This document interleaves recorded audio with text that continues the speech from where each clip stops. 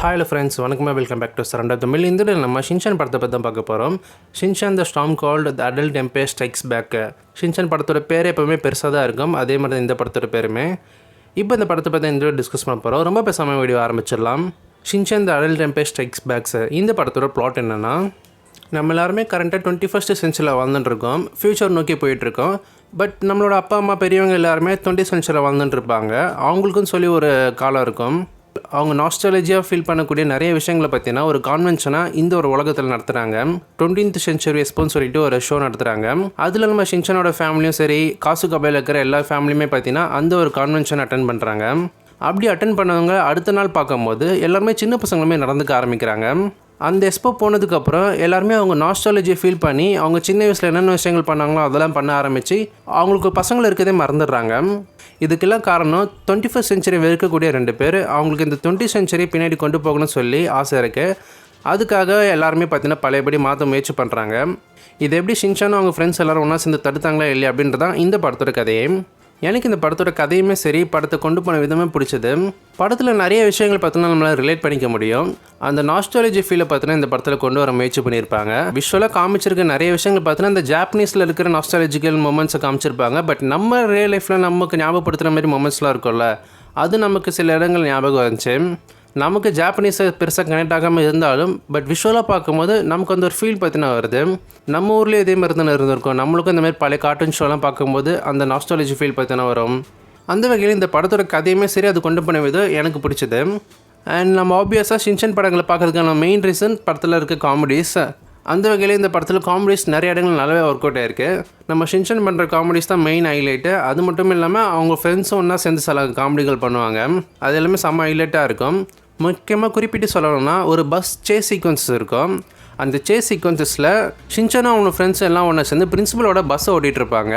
ஒவ்வொருத்தவங்களும் மாற்றி ஓட்டிகிட்டு இருப்பாங்க. அதுக்கேற்ற மாதிரி ஒவ்வொருத்தவங்களுக்கும் ஒவ்வொரு பர்சனாலிட்டி இருக்கும். ஒவ்வொரு விதமாக ட்ரைவ் பண்ணுவாங்க. அதை வச்சு காமெடி பார்த்தினா பண்ணியிருப்பாங்க. அது 5 பேர் பண்ண விதமே நல்லா இருந்துச்சு பார்க்குறதுக்கு. அந்த சேஸ் சீக்வன்ஸை அனிமேஷன் பண்ண விதமே நல்லா இருந்துச்சு. ரொம்ப ஃபாஸ்ட் பேஸ்ட்டாக கொண்டு போகிற மாதிரி. ஹியூமர்ஸ் இந்த படத்தில் மிகப்பெரிய பலம். நிறைய இடங்களில் ஹியூமர்ஸ் லைவாக ஒர்க் அவுட் ஆச்சு. ஆப்வியஸாக ஷின்சான் படங்களை ஆரம்பத்துலேருந்து காமெடியை கொண்டு போயிட்டு முடியும் போது ஒரு எமோஷனல் மூமெண்ட்ஸில் தான் முடிப்பாங்க. அது ஃபோர்ஸ்ஃபுல்லாக இல்லாமல் அது கதையோட ஓட்டத்துக்கு ஏற்ற மாதிரி எமோஷனலாக கனெக்ஷன் பண்ணி முடிச்சிருக்காங்க. பட் எமோஷனலாக நம்ம ரொம்ப ஃபீல் பண்ணி பார்க்க முடியாது. பட் நம்ம ரியல் லைஃப்பில் இந்த மாதிரி சில இன்சிடென்ட்ஸ் நடந்திருந்தால் அது நமக்கு ஞாபகப்படுத்துகிற மாதிரி அந்த மொமெண்ட்ஸ் அமைஞ்சிருக்கும். இந்த படத்தோட வில்ல 2 பேர் காமிச்சிருப்பாங்க. அவங்களோட மோட்டிவ் என்ன, அந்த நாஸ்டாலஜிக் ஃபீலை பார்த்தோன்னா கொண்டு வரதுக்காக முயற்சி பண்ணுறாங்க. அவங்களுக்கு இந்த கரண்ட்டாக இருக்க 21st சென்ச்சுரி பார்த்தோன்னா பிடிக்கல. பழைய காலத்துக்கு போகணும்னு நினைக்கிறாங்க. அதுக்காக மற்றவங்க எல்லாருமே மாற்ற முயற்சி பண்ணுறாங்க. இதுதான் அவங்களோட மோட்டிவாக இருக்கும். அவங்க இடத்துலேருந்து பார்க்கும்போது அவங்க பண்ணுறது கரெக்டுன்ற மாதிரி தோணும்.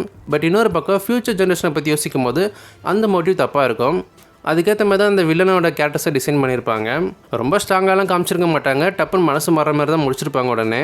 இந்த படத்தில் வந்து எல்லா கேரக்டர்ஸுமே ஏதாச்சும் ஒரு இடத்துல பார்த்தீங்கன்னா ஸ்கோர் பண்ணிவிடுவாங்க. படத்தோட ரன் டைம் கிட்டத்தட்ட 1.5 மணி நேரம். உங்களுக்கு டைம் போகிறதே தெரியாது. நல்லா எங்கேஜிங்கான ஒரு ஸ்க்ரீன் ப்ளே தான். ரொம்ப ஸ்பீடாக போயிடும் படம் பார்க்கறதுக்கு. இந்த படம் தமிழ் டப்பிங்லேயே அவைலபிளாக இருக்குது. தமிழ் டப்பிங்கும் நல்லா பண்ணியிருக்காங்க. நிறைய டைலாக்ஸ் பார்த்தீங்கன்னா தமிழ் டப்பிங்கில் நல்லாவே ரைட்டிங் பண்ணியிருக்காங்க. அது நல்லாவே ஒர்க் அவுட் ஆகிருக்கு பார்க்கும்போது. ஓவராலாக பார்க்கும்போது வழக்கமாக இருக்கிற ஷின்சான் படங்கள் இருக்கிற மாதிரி ஃபன் ப்ளஸ் எமோஷனல் ப்ளஸ் ஒரு மெசேஜ் இதெல்லாம் கலந்து தான் இந்த படமாக கொடுத்துருக்காங்க. இந்த படத்தோட கதை மெயினாக அடல்ட்ஸை தான் ஃபோக்கஸ் பண்ணியிருப்பாங்க. கிட்ஸ் அதிகமாக டார்கெட் பண்ணி எடுக்கல. மெயினாக அடல்ட்ஸை தான் ஃபோக்கஸ் பண்ணி எடுத்திருக்காங்க. ஸோ அடல்ட்ஸ் நம்ம நாஸ்டாலஜி ஃபீல் வேணும்னு சொல்லி நினைப்போம். மறுபடியும் பழையபடி வாழ்க்கை போகாதான்னு சொல்லிட்டு. பட் நமக்கு வரப்போகிற ஃப்யூச்சர் ஜெனரேஷனை பற்றி நம்ம யோசிக்கணும்னு சொல்லி இந்த படம் பற்றி நான் சொல்ல வருது. அண்ட் இன்னொரு விஷயம், இந்த படம் ஃபேமிலியாக பார்க்கக்கூடிய ஒரு படமாக இருந்தாலும் ஒரு சில விஷயங்கள் பார்த்தீங்கன்னா இருக்குது.